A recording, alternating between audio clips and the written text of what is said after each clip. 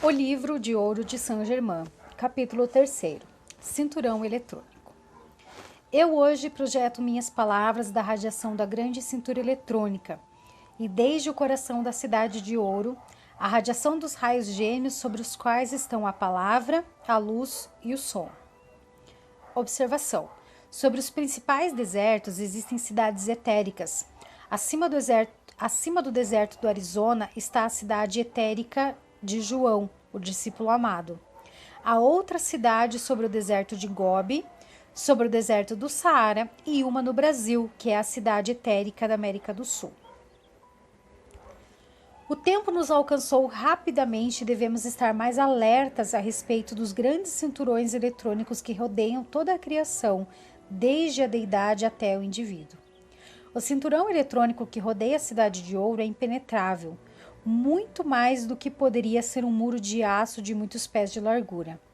Assim, em grau menor, o indivíduo que tem suficiente compreensão do princípio ativo do ser divino pode rodear-se com um círculo eletrônico ao qual ele pode qualificar da maneira que preferir. Porém, ai daquela pessoa que qualificar destrutivamente esse cinturão.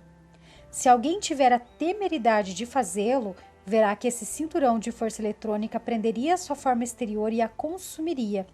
Porém, aquele que o constrói e qualifica com sabedoria, com o grande amor de Deus e poder construtivo, estaria movendo-se em um mundo intocado pela ignorância humana.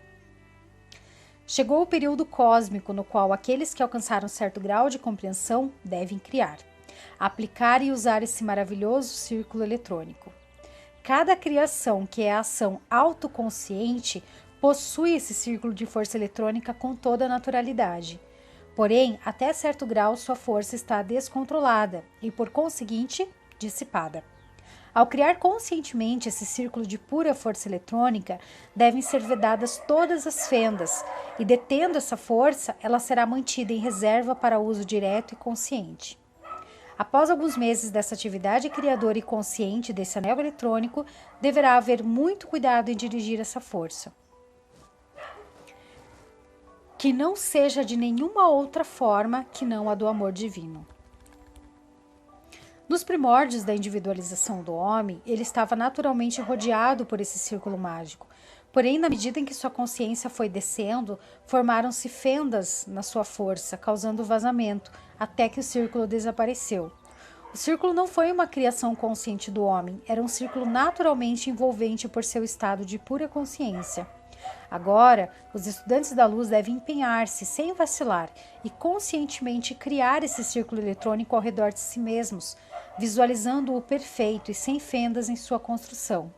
Assim será possível atingir o interior da cintura eletrônica da divindade e ali receber sabedoria, amor e luz sem limites, e também aprender a aplicação de simples leis por meio das quais todo o poder criador é possível.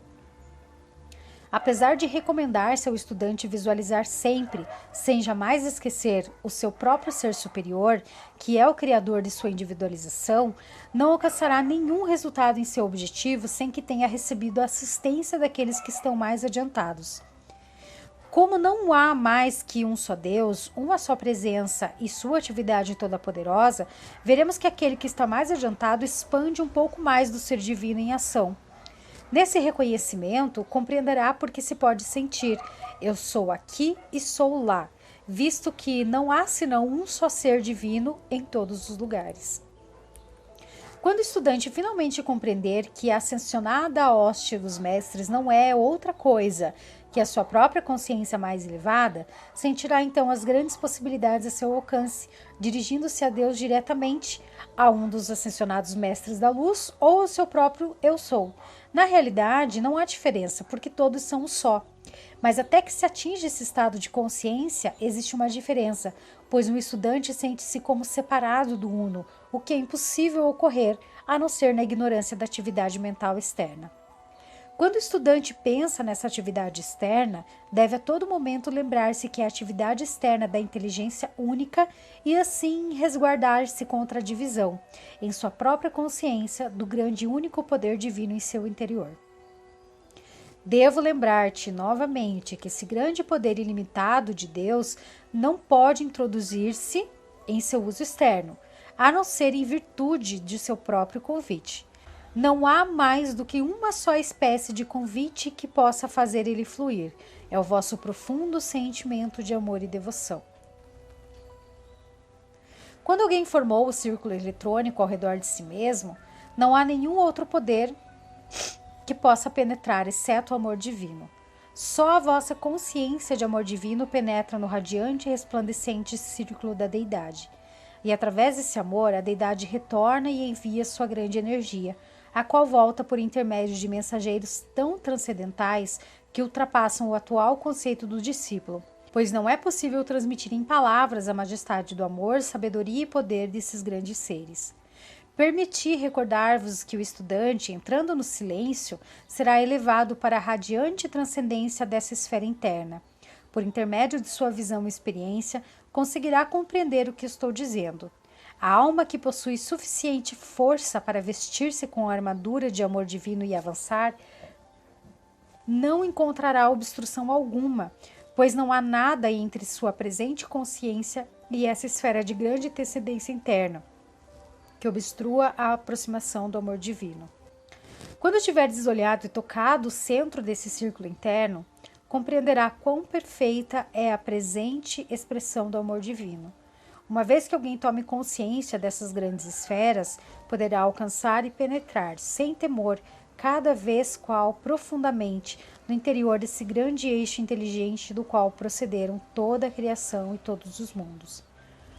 Há entre os homens almas fortes e valentes que compreenderão isso e que poderão usá-lo como uma grande bênção para si próprios e os demais.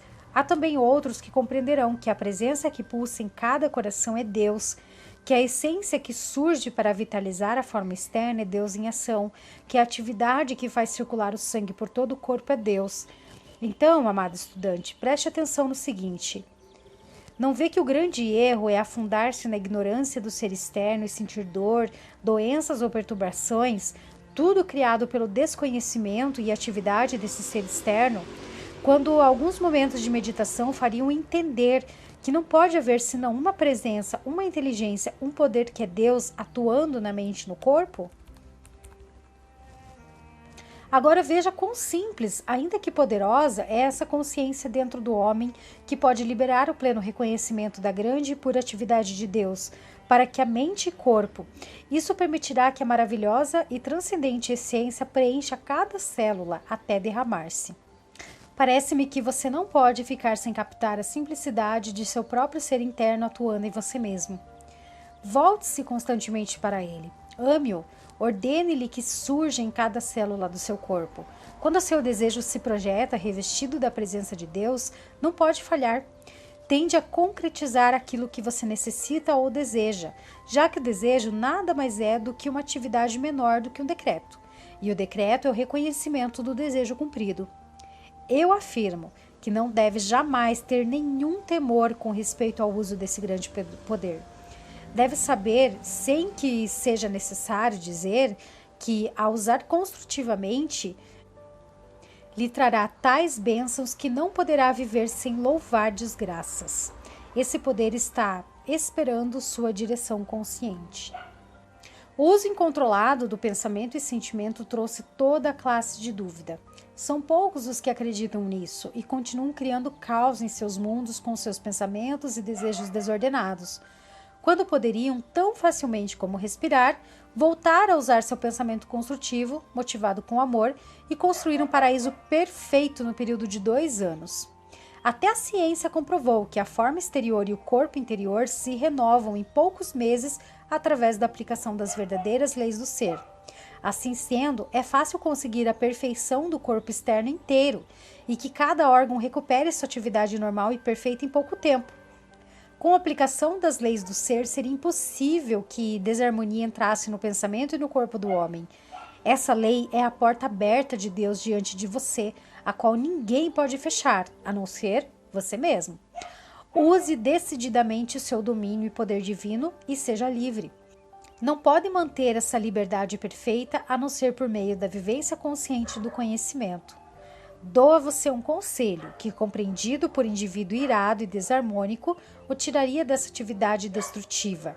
mesmo que fosse por um motivo puramente egoísta. A pessoa irada, desarmônica, que envia pensamentos e palavras destrutivas para outra, recebe de volta a qualidade negativa com que carregou seus sentimentos, palavras e pensamentos.